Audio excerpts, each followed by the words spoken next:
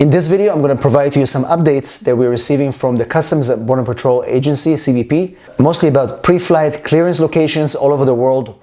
What are they? Where are they expanding them, and what you should know about it? Also information about student visa, immigrant intent, how CBP officers are treating students at the border as they're coming in here. Also information about I-94 corrections. If you get the wrong I-94 stamp from the CBP officer, what you should be doing. Some activities that are allowed in the United States if you come in as a visitor, and a few other things that are happening currently at the border that may be of interest to you. So if this is something that you're interested in, I'll see you on the other side. Hello everybody, and welcome back to our immigration channel. This is a place where you get the most up-to-date immigration news, immigration information, and everything else that you need to make your immigration journey less stressful. My name is Jacob Sapochnik, and I'm an immigration attorney located in San Diego, California, and I help clients in all 50 states and all over the world. In this video, we're going to cover some important updates coming directly from the CBP, Customs and Border Patrol Agency, specifically about pre-flight clearance updates, F1 students and issues with non-immigrant intent, citizens of Ukraine that currently have valid non-immigrant visas. They have issues at the border. We'll talk about that as well. I-94 corrections. When you get the wrong I-94 by CBP, what do you do about it? And finally, what are some permissible activities when you come in as a tourist, specifically as it relates to employment? Talk about that as well. So make sure you watch this video all the way until the end. Before we do that, if you're here for the first time, make sure to subscribe to our channel, click the notification bell so you don't miss any of our videos. And also give us a big like so YouTube will be able to show this video to more people just like you. So let's talk about pre-flight clearance. This is a program that started roughly around 2019. It's been expanded over the years. So these pre-flight clearance locations, you probably have seen them if you fly from overseas to the United States.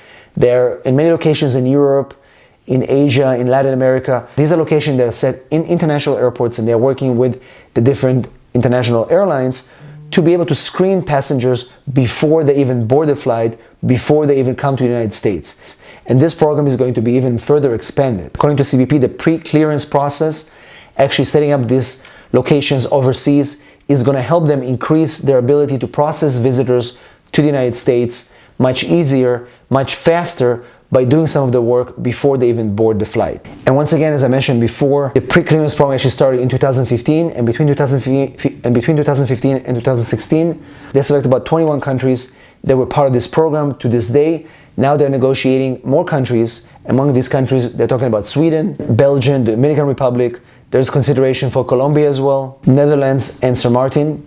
So once again, if you're in one of those countries that are actually part of this program, you will see that you have interaction with CBP and the airlines, checking your information, checking to see if you have a green card, to see if your visa is valid before you even board the flight.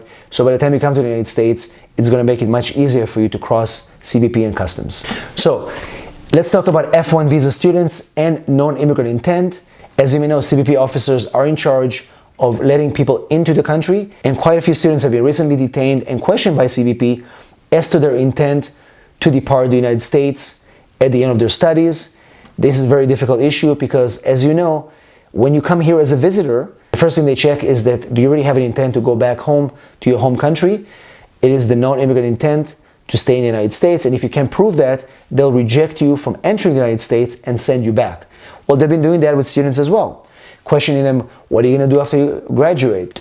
Do you have ties to your home country? Some students have been here for 3 to 5 years, and it's very difficult to demonstrate it every time they come back to the United States. The update in the Foreign Affairs Manual states that when CBP officers are encountering students, they should look and adjudicate their entry based on their present intent and not on their future intent, what's going to happen after they study, what's going to happen after they graduate. It's very difficult to prove that or demonstrate what they're going to be doing. So if a student at the moment can show that they have ties to their home country, that they just came back from visiting their parents or their family, they still have money to pay for school, that should be enough to convince a CBP officer that they meet the requirements, that they should be able to let in without any issues. This is a really good change, and hopefully CBP officers are going to be updating that. And this is kind of the information that we receive from CBP, that they received the memo allowing them to demonstrate their current intentions and not asking them as to what's going to happen in the future, and because it's really hard to prove. So if you're a student watching this video, let me know in the comments, what has your experience been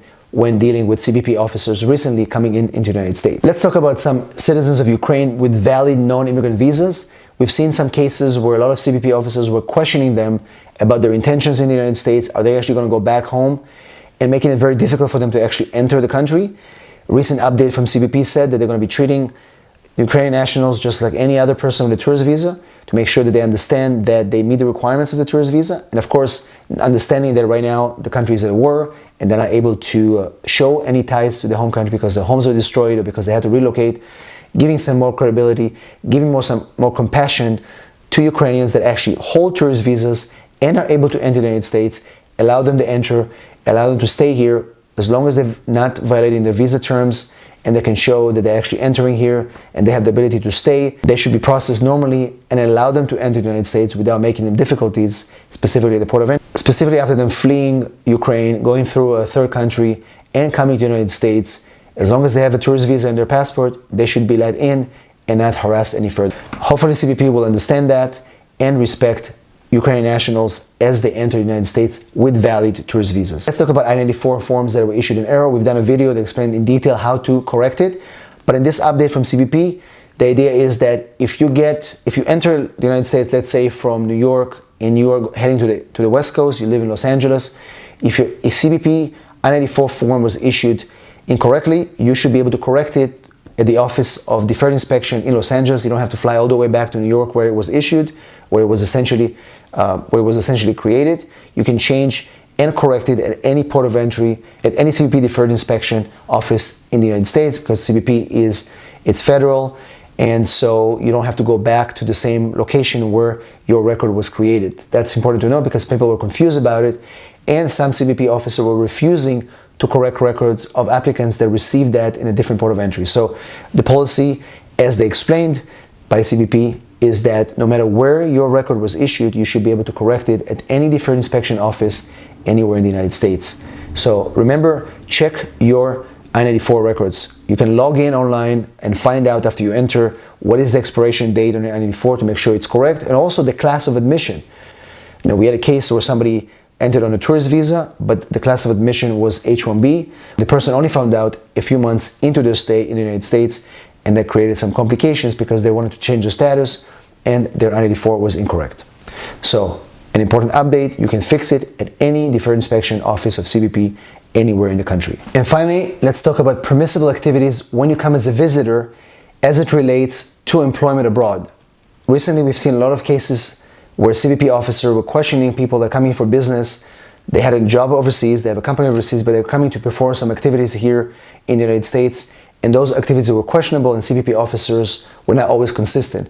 Now remember, with the pandemic and a lot of remote work, the lines are blurred, but CBP has not changed its position. The position is that their test is a case called Matter of HERA, and this is an old case, but would essentially establish the whole principles of what is allowed when you come to the United States on a B1 visa, which is a visitor visa for business purposes. And again, in this case, as long as the center of activity is overseas, your job is derived from overseas, and you're getting paid overseas, the business activities that you perform in the United States should be permissible if you're coming to study the market, if you're coming to meet with potential business partners. As long as you're not getting paid in the United States and you can prove that the source of employment is coming from overseas, you should still be able to do that just like before the pandemic. So CBP essentially is saying that they haven't changed their adjudication rules, they haven't changed their procedures. Matter of HERA is still the foundation for what is acceptable activities when you come into the United States on a B1 visa. Because again, this is something that a lot of people are complaining about, because a lot of CBP officers were holding people at the border, were sending some people back because they determined that they were actually working in the United States illegally while they were not. They were doing remote work, and they were able to prove that the center of their employment is actually overseas. So this is the update I have for you right now from CBP. Hopefully this information was helpful. Once again, if you have any questions, post them in the comments below. And if you need my help with any of your immigration matters, you can reach me right here, 619-483-4549. I'm here for you. Thanks for watching, and I'll see you in the next video.